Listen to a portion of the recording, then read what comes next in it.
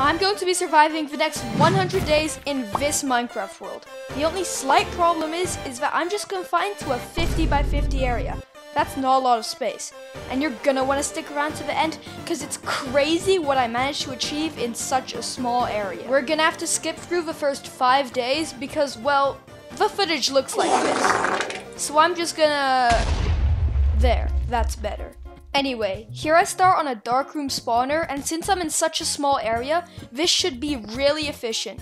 In the beginning, I tried to make it look pretty, but here I just got lazy and I used cobblestone. I decided against it, which, as you can see later, was a big mistake because of multiple reasons. To be honest, this tree farm is probably the best thing to come out of this project because I'm going to be using that a lot. It just pains me to watch me spend so much time building this, like it doesn't need to look good. Okay, here I spot a cow from outside the border, and on my way back, I spot a sheep as well. If I could get one more of either of these animals, I could set up a reliable food source. But for now, they're staying trapped in my pen. My next venture was gonna be in the mines. I wanted diamonds, but the extra cobblestone would be helpful for my mob grinder.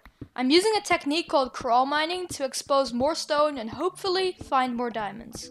And after mining for nearly a full day, I finally dug into a cave. This place was infested with mobs, so the first order of business was to block off the passages. Even though I was being extremely careful, I was still terrified of dying and losing all my stuff. After clearing out enough mobs, I could finally mine my first diamonds, and I ended up getting 3. That's enough for a pickaxe. I wasn't about to challenge the rest of the cave just yet, so I fled up to the surface where I used the extra cobblestone to progress on my mob spawner. And for some reason, I didn't craft the pickaxe.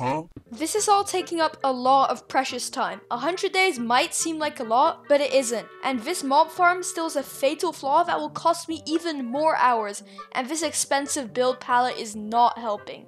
And even after all of that, I'm still out of materials.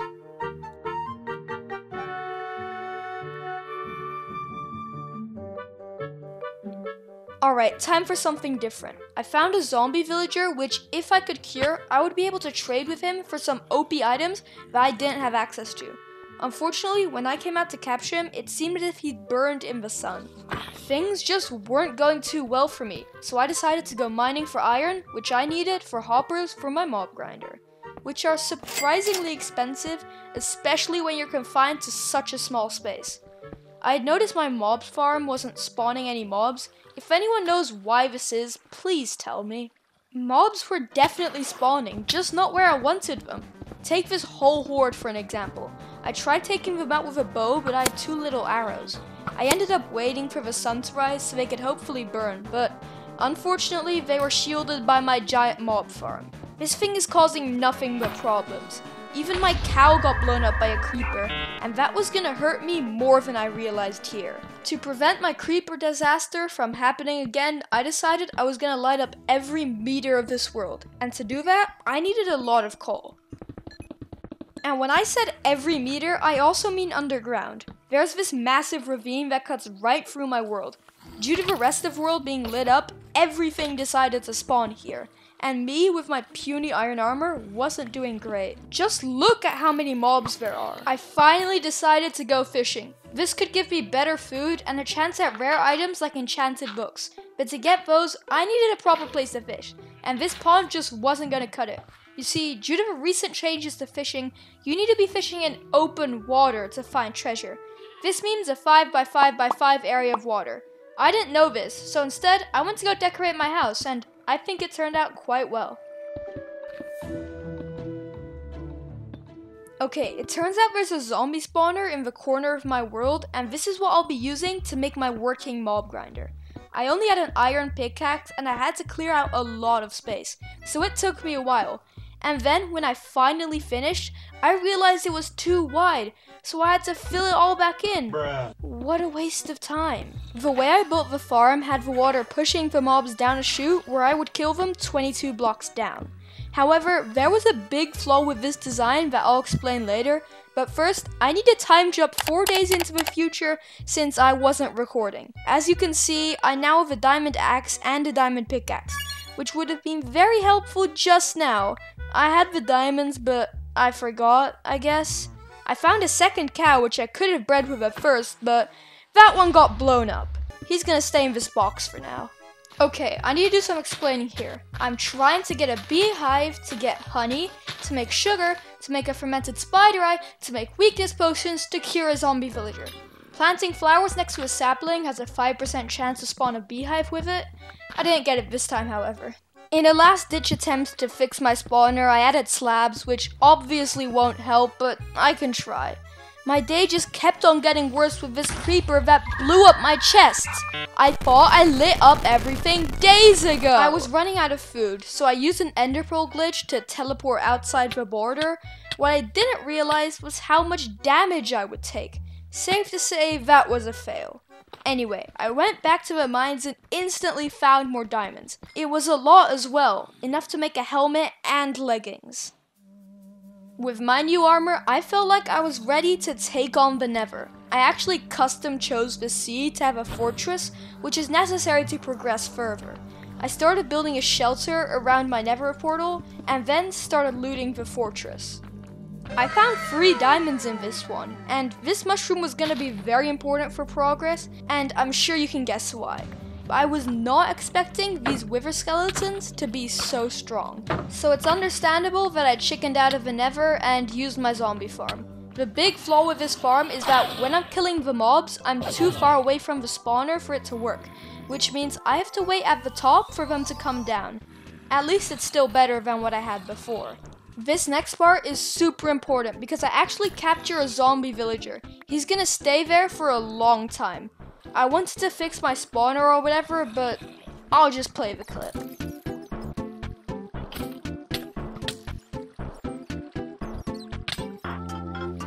I don't know what I was thinking. I could have easily avoided that. Luckily, I did get my stuff back, but I lost all my levels.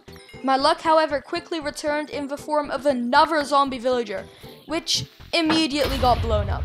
And then I nearly burnt to death. Nope, not again. It was clear I was down on my luck, so I did the only logical thing and went to the most dangerous place I can go, the Nether. If I fall here, I lose all my stuff, including my diamond armor and tools. I didn't die there, but I died here again. A rescue mission was in operation, and for some reason I got lucky here and dropped a wither skeleton skull. And I also got my stuff back. I'm gonna be honest, these days were all pretty boring, since I was just waiting for crops to grow, fishing up the right stuff, and a lot of waiting for RNG in general. So I'm just gonna speed through the next few days. Okay, here we go. Day 43, I got a second wither skeleton skull and also got a tree with a beehive. I didn't realize the bees would get so mad. A quick relog should fix the problem. I now have sugar for a fermented spider eye. Day 44, I mined out a farm underground so I can grow more wheat to trade with. Day 45, I did some fish. Got 1 glass ball, 2 glass balls, and 3 glass balls, which means I can make 3 weakness potions, which means 3 cured villagers. Day 46, I did exactly that. There's my first villager. I told you he's gonna be staying here for a long time. Day 47, I made my first trade using my first wheat farm, and I also expanded that very same farm.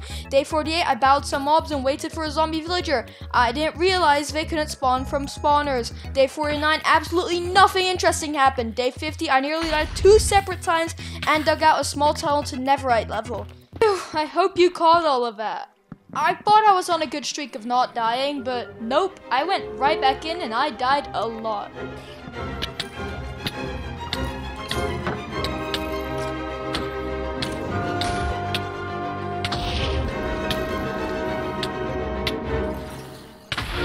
My chests even got blown up again. There were diamonds outside the border which I really wanted, but the only way to reach them was to blow them up. Needless to say, I spent way too long trying to get 2 diamonds. But when I returned to punch more creepers, a zombie villager was standing there. I didn't want to have to rely on finding zombie villagers anymore, so I made a breeder, sort of. It's more of just a room with beds. Since the zombie was far away, I had to build a whole tunnel to get him there safely. And after everything I did for him, the world lagged and he killed me. I'm just on a dying streak these days. I cured him anyway. I grew a couple potatoes on day 58. They're a more reliable food source than bread at least. And when I went to the Nether, this happened. Yep, I was now stuck in the Nether. I had an idea to get out though. I had some wood and blazes could set that on fire, which could light the portal. It took surprisingly long, but my stupid plan actually worked. And when I got back, I instantly found this zombie villager. This zombie villager is a bit problematic though, and you'll see why soon. You see, I wasted the only mushroom I found to make 3 potions. What I didn't know at the time was that you could bone meal the mushrooms to get more. So I was stuck with 3 potions, and I had to make them count. And to everyone saying I can use this mushroom, I tried that. Yeah, so I definitely don't want to waste another potion. Also, remember that tunnel I dug earlier? It's time to use that and mine for netherite. One thing I haven't told you is that I have 2 goals for this world that I need to complete within the 100 days. And one of those is to obtain a netherite ingot. But to do that, I need to blast mine this whole world. And that's my first piece, only 3 more to go. As for the second goal, I think you can guess what it is.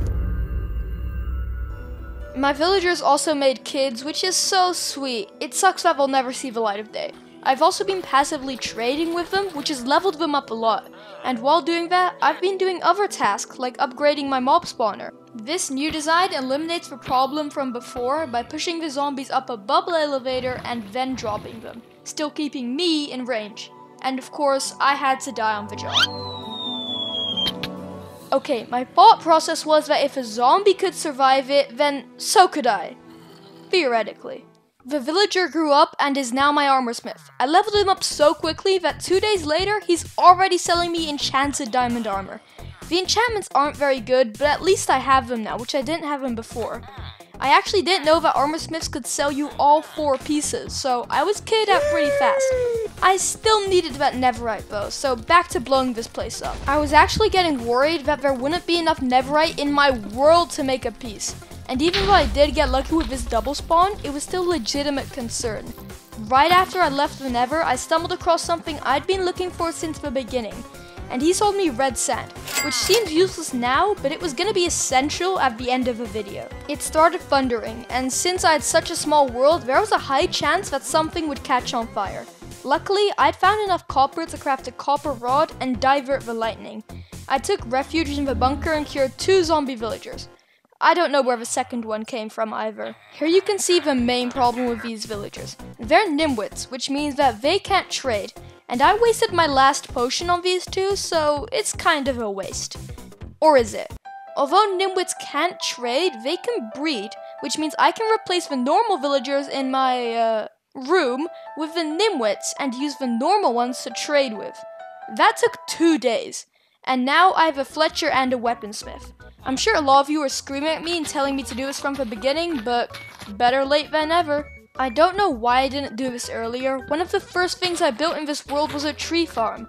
I went on a quick trip to the nether and I ended up accidentally finding my final wither skeleton skull.